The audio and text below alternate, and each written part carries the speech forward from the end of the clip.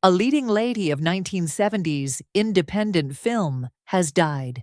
Gena Rowlands was best known for starring in intelligent, idiosyncratic films, directed by her husband John Cassavetes. Rowlands died at the age of 94. Her death was confirmed by the office of Danny Greenberg, the representative for Rowlands' son, Nick Cassavetes. No further details were provided. Born in 1930, Rowlands was the daughter of a state senator in the now-defunct Wisconsin Progressive Party. She was a sickly, picky child, but as she told Terry Gross on WHYY's Fresh Air, she was blessed with a playful, artistic mother. "I remember one time, I wouldn't eat carrots. I wouldn't eat anything yellow," Rowlands remembered in the 1996 interview.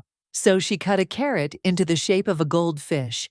She put it in a goldfish bowl with water in it, and she came in to where I was sick, and she said, 'I have an uncontrollable urge.' She said, 'I can't stand it. I've got to eat this goldfish. I've got to do it.' I said, 'No, no, no, no, don't do it.' She said, 'I've got to, unless you eat this carrot.'" She would go to the most extraordinarily kind of creative lengths to do these things for me. In 1950, Rowlands left for New York to study acting at the American Academy of the Dramatic Arts, where she met fellow student Cassavetes.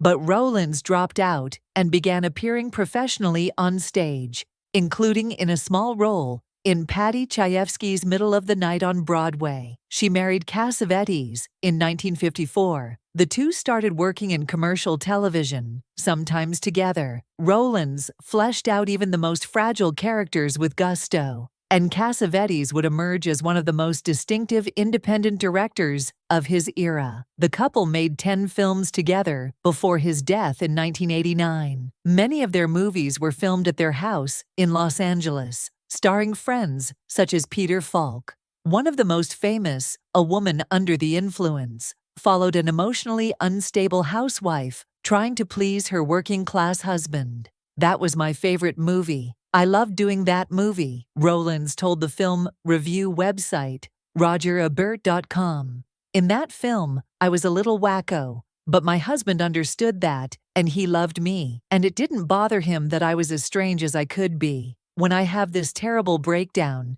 and have to go away for a while, leave him and my children, oh, that's a hard scene. We're showing a hard moment in a person's life, a terribly hard moment."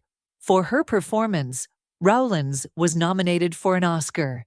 She would be nominated again for 1980's Gloria, in which she played a gangster's ex-girlfriend.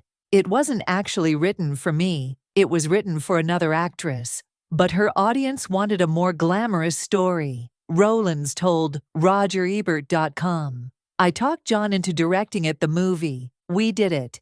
And I had a great time shooting people and dodging people and running after taxis." Rowlands, who received an honorary Oscar in 2015, played her husband's sister in his last film, 1984's Love Streams. She was the mother in a groundbreaking 1985 TV film about a gay man with AIDS, Early Frost. She also played the lead role in another TV film, The Betty Ford Story. 2 years before John Cassavetes died, the cause was cirrhosis of the liver, complications from his years of alcoholism. Rowlands starred opposite Mia Farrow in Woody Allen's 1988 film, Another Woman. In Jim Jarmusch's 1991 movie, Night on Earth, she played a Hollywood doyenne, driven around Los Angeles by Winona Ryder, her cab driver. Early in her career, Rowlands had worked with her mother, an aspiring actress and set designer. Later, when Rowlands' own children matured into filmmakers in their own right, she performed in their films as well. In her son Nick Cassavetes' 2004 film, The Notebook, Rowlands played a character living with Alzheimer's. 20 years later, Nick Cassavetes went public about his mother's own diagnosis of the disease. "She's in full dementia," he told Entertainment Weekly in June 2024. "We lived it, she acted it, and now it's on us."